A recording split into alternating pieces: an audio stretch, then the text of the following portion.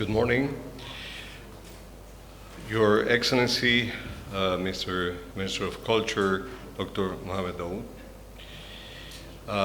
Madam President of the American University of Technology, Madam Garam Hinay, my colleague, Excellency, Madam Ambassador of the Czech Republic, Madam Michal Fonkova, members of the Lebanese Parliament for the region of Chebeil, Mr. Siad Hawad, and Mr. Simon Abi Ramia. Mr. President of the International Association of Universities for the Third Age, Professor François Veda, distinguished guests, excellencies, and also, ladies and gentlemen, thank you for being here this morning. And let me start by thanking the American University of Technology for inviting me to participate in the initiative aimed at realizing the importance of education in the third age. Education, as you know, is a human right and a force for sustainable development and peace for all. The UN 2030 Agenda underlined the importance of education to empower people with the knowledge, skills, and values to live in dignity and contribute to their societies. SDG goal number 4 of the 2030 Agenda aims to ensure inclusive and equitable quality education and promote lifelong learning opportunities for all. The Argentine presidency of the Group of 20 set education as a priority in the G20 agenda in 2010. Education became, for the first time, an issue to be considered by the G20 as one of the main global challenges. At the first meeting in Argentina, the ministers of education of the Group of 20 underlined that the transformative power and cross-cutting nature of education makes it an essential tool to address our global challenges. Education is the foundation of personal development as it provides children, youth, and adults with the knowledge, skills, values, and attitudes necessary to reach their full potential. Education helps to reduce poverty and promote active citizenship, therefore contributing to peaceful, inclusive, and prosperous societies across the world. Therefore, in Argentina, we recognize the importance of education as a priority for developing a more inclusive and prosperous society. Bearing that in mind, we are promoting education at all levels and lifelong learning opportunities for all. As you know, people nowadays travel across the world to study and to prepare themselves for the challenges they will face throughout their life. Therefore, allow me, before focusing specifically on how we address the challenges of education for the third age, in underlining why many students from across the world nowadays study in Argentina. There are, I would say, 5 main reasons. The first one is that Argentina has 15 universities in the top 100 of the region QES ranking. The second reason is because we have 600 doctoral and 2,700 graduate degrees. Third reason, because we have 130 university institutions in all provinces, 24 provinces, with more than 12,000 university academic offers. The fourth reason is Argentina has a wide range of Spanish language course offers. In this regard, keep in mind that Spanish is already the second most spoken language in the world. Another reason is that, or which it's a good idea to study in Argentina, is because more than 74,000 students from all over the world have already chosen our universities. The cost of living has also provided another good reason for studying in Argentina. So basically, Argentina offers competitive and comparative advantages for those interested in improving their education in a wide range of areas. Now, in relation to education in the third age, let me underline the importance of addressing this issue and also congratulating the AIUT for the importance it is attaching to this. It's a pioneering and definitely is an initiative that should be replicated, and I'm sure will be replicated by many academic institutions throughout the world in the coming years, for those who have not done it already. In the case of Argentina, we have started from, for many decades addressing this issue and which have become spaces of integration for thousands of older adults who find there a reason to feel academic experiences again, build new relationships, and incorporate knowledge that they could not have access at the previous years. The need for interaction began a few decades ago in several academic institutions, which initiated projects with the purpose of exploring this new pedagogical challenge.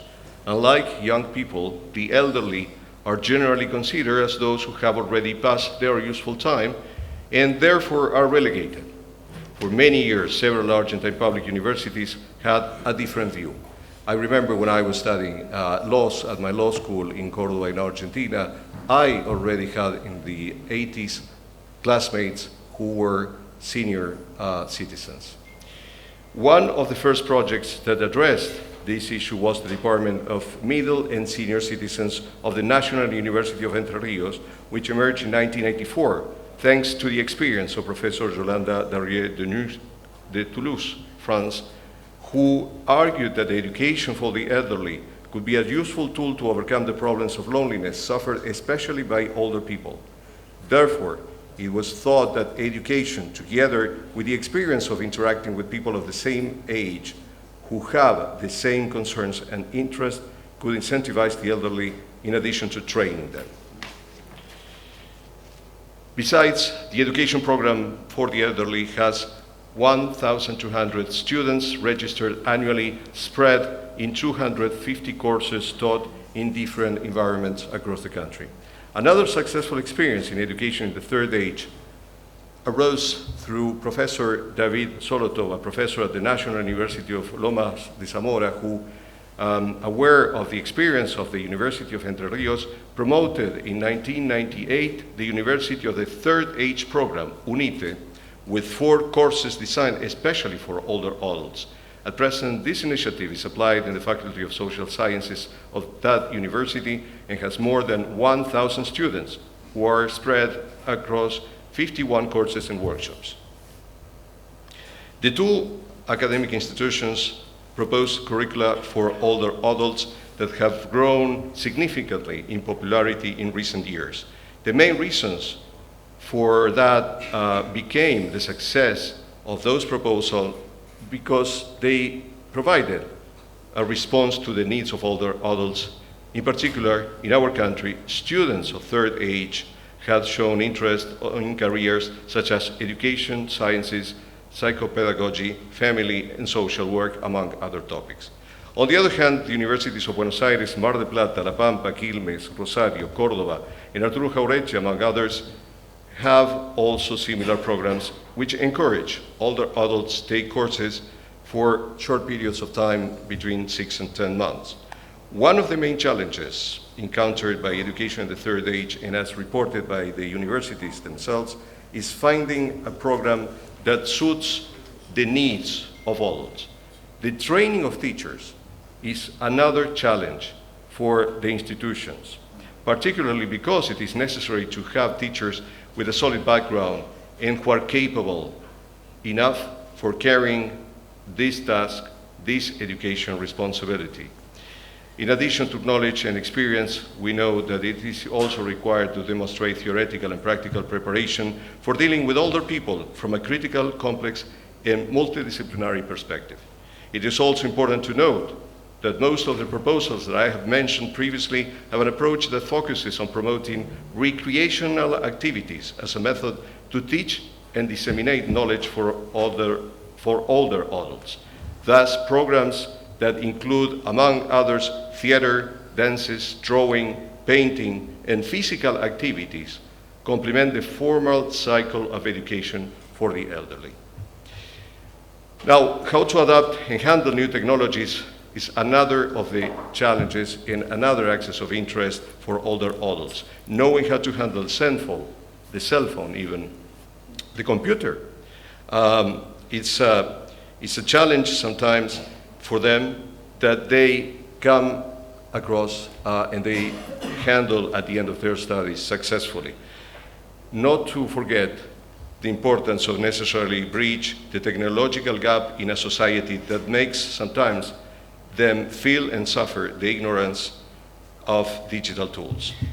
The Day Club, what we call the Day Club, is another successful example of education in the elderly. The program is a complement to the Center of Older Adults at the National University of Lanús in Buenos Aires in Argentina, whose main objective is to include disabled adults. There are currently 70 older people participating in this event. Let me finalize by saying that, in short, all the above-mentioned programs that are successfully applied in public universities in Argentina highlight the importance of education for older adults. In this sense, it is important to keep in mind that stimulating adults to study and connect with peers of their age can be beneficial for them and for society as a whole. To move forward in this direction, it is necessary to break with stereotypes about old age and find spaces for socialization and recreation that are beneficial for older adults, because they are also becoming beneficial for the society as a whole. Thank you.